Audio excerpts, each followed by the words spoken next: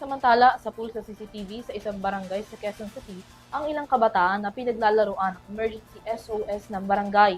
Kagad namang ipinatawag ang mga batang ito at pinaalalahanan na may mga kaakibat na parusa ang sinumang mangangahas na pagluraan ang mga proyekto ng barangay.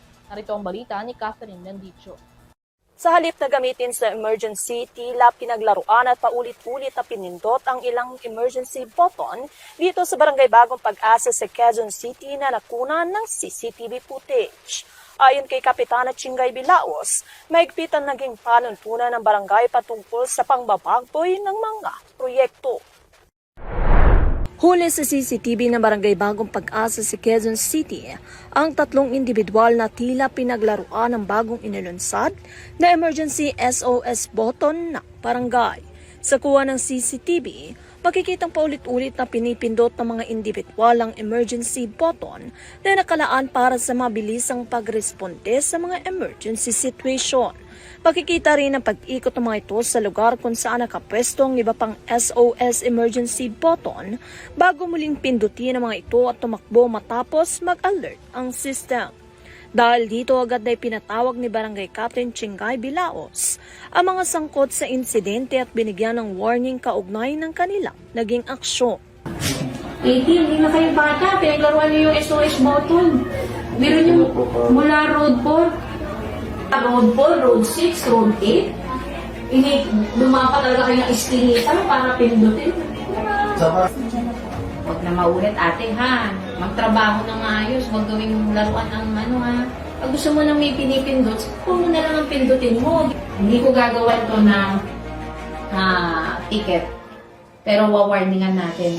Pag naulit ito, magdedemanda natin. Nang tanongin ni Kapitana Bilaos, ang dahilan ng mga ito ay tila nasambit lamang na napagtripan lamang nila ito. Kinikilala din o kinilala din ng isa dito bilang residente ng barangay at ang dalawa ay tanging naninirahan lamang dito dahil sa kanilang mga trabaho. Kapag naulit pang insidente, ayon kay Bilaos ay maaaring pagmultahin ng mga individual ng halagang 50,000 piso. Nagpaalala rin barangay sa publiko hinggil sa tamang paggamit ng emergency SOS button at nagbabala sa sino mang maaaring gumawa ng kaparehong insidente upang ito'y hindi na maulit. Actually, 24/7 nakabantay tayo sa mga terminals natin. And aside from that, siguro ang isa sa mga naging hakbang namin ngayon is to post them online, no? We did it not because of gusto namin silang ipahiya, no? Kasi if we wanted to, hindi na namin sana tinakpan yung faces nila.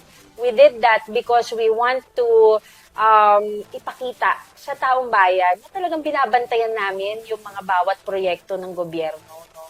Na hindi basta pwedeng paglaruan at babuyin ng kung sino man.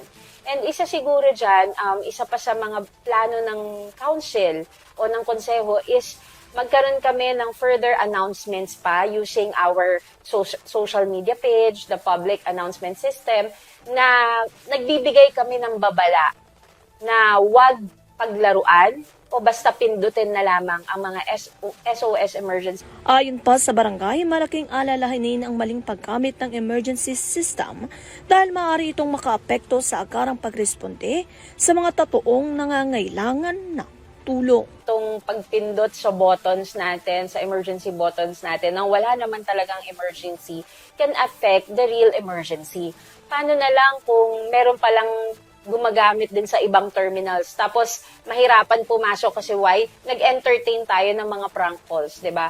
Though may system naman tayo na mariread natin yung other calls sa terminal, pero yung sasagot ka sa isang prank call na hindi naman sure kung talagang merong emergency or talagang pangangailangan yung pumindot, napapahamak din, no?